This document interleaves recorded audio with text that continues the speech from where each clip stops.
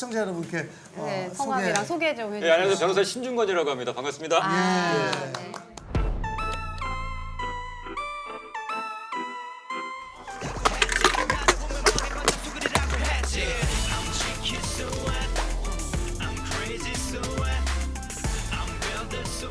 제가 한 가지 팬입니다. 감사합니다. 예. 진짜 팬이라고 아까 제작진한테 진짜요? 아, 정말요? 지금 떨려가지고 지금 말을 잘 못할 것 같아요. 그래서 예. 자꾸만 그러면 제 앞에 앉으라고 그럴 거예요.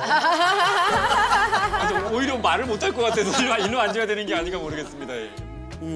너무 떨리니까 여기에. 그러니까요. 자, 이렇게 머리 보고 얘기하는 게 나을 것 같아요.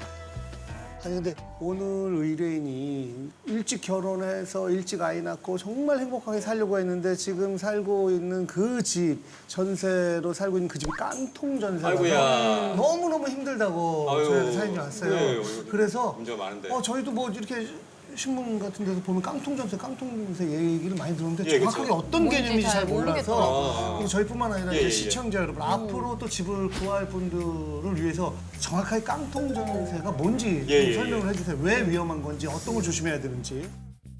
깡통 전세란 게 뭐냐? 예. 깡통 뭐예요? 텅텅 있죠. 예, 예. 그러니까 알맹이가 비어서 텅텅 비었을 정도로 이 집에 빚이 많은 거예요. 빚이 많아서 결국 알맹이 속빚 강정인 거죠. 아무것도 없어요. 그래서 깡통 전세라고 부르는데 이렇게 하면 좀 약간 이해하기가 쉽지 않은데 예를 들어 설명해 줄게요. 예. 내가 1,000원짜리 집에 들어갔어요. 전세로. 얼마 들어가냐? 800원을. 800원. 그럼 처음에는 뭐 안정적이잖아요. 예. 근데 갑자기 집값이 폭락을 해요. 어머. 얼마로? 600원으로. 100원. 그럼 어떻게 해요? 집을 팔아도 전세금을 다 못 돌려주겠죠? 그러면 자연적으로 깡통이 되는 거죠. 근데 이거는 누구의 잘못이라고 할 수 그러네요. 없는 그렇죠. 경우네요. 근데 뭐는 보통은 우리가 전세하면 어떻게 합니까? 다음 세입자 구해가지고 맞아요, 돌려주잖아요. 맞아요. 근데 예, 예. 이렇게 되면 어떻게 됩니까? 전세값은 낮출 수밖에 없잖아요. 예. 그러면 처음에 전세가 높았는데 낮추면 그만큼 차익 발생하니 그만큼 못 받을 가능성이 높아지는 거고. 두 번째가 있어요. 이 집을 담보로 해가지고 이 집주인이 대출받은 게 있어요. 그 합계가 집값의 80%를 넘으면 보통 깡통 전세라고 해요. 예를 들어서 1,000원짜리 집에 내가 600원 전세로 들어갔어요. 근데 이미 집주인이 은행에 빌린 돈이 500원이 있어요. 그럼 1,100원. 집값보다 높죠? 이러면 깡통 전세예요.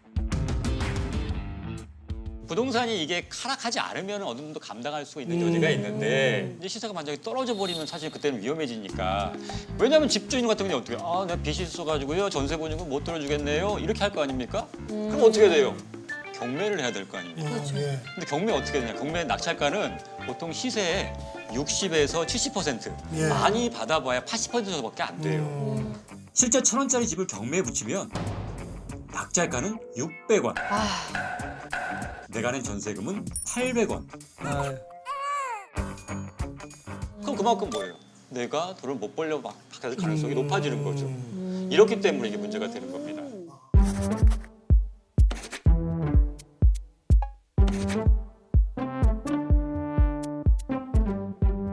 아니 그러면 도대체 깡통 전세가 요즘 얼마나 심각한 수준이에요? 올해 같은 경우에 특히나 집값 하락하고 전세금 하락했잖아요. 그래서 전세금을 떼인 임차인 보증금을 합쳐봤더니 6,466억 원. 어머. 그게 그것도 올 9월까지만 직비한 거라서 실제로 더 많을 수도 있어요. 금리가 가파르게 오르자 집값이 뚝뚝 떨어지고 있습니다. 깡통 전세 되는 거 아니냐 하는 불안감이 커지고 있습니다. 깡통 전세 피해자가 역대 최대를 기록했습니다. 6,466억 원, 사상 최대치라고 합니다. 결국 큰 피해를 입는 건 세입자들입니다. 근데 어떻게 들으면 사실은 이거는 누구의 잘못이라고 딱 하기보다도 시장의 상황에 따라서 뭐 발생할 수 있는 일인 것 같기도 한데 이게 심각한 상황이 되는 이유는 뭘까요? 이거를 의도적으로 악용하는 항해들이 발생하게 해요. 이렇기 때문에 이게 문제가 되는 겁니다. 악질 이제 전세 사기 수법이 있는 건데 뭐냐면 예를 들어서 원래 이 집의 시세가 1,000원짜리야. 근데 부풀리는 거예요. 이거는 1,200원짜리입니다. 라고 얘기를 하는 거죠. 그 다음에 1,100원으로 전세 계약을 하는 거예요. 실제 그래서 내가 1,100원에 예를 들면 계약을 했어요. 전세 계약을. 그럼 애초부터가 이거는 잘못된 거죠. 이거 시세보다 전세값이 높은 역전돼 있는 깡통이었던 거죠. 예. 이렇게 할 가능성이 높아서 그래요. 시세를 아는 게 굉장히 중요하겠네요. 그렇죠. 그러면. 그 시세를 어떻게 부동산 여러 군데 다녀보시면서 이 집에 시세 물어보기도 하고 그다음에 주변에 있는 집들 진짜 그 얼마인지 물어봐서 비교해봐가지고 이 집의 시세가 진짜로 1,000원인지를 확인해 보셔야 한다는 거죠.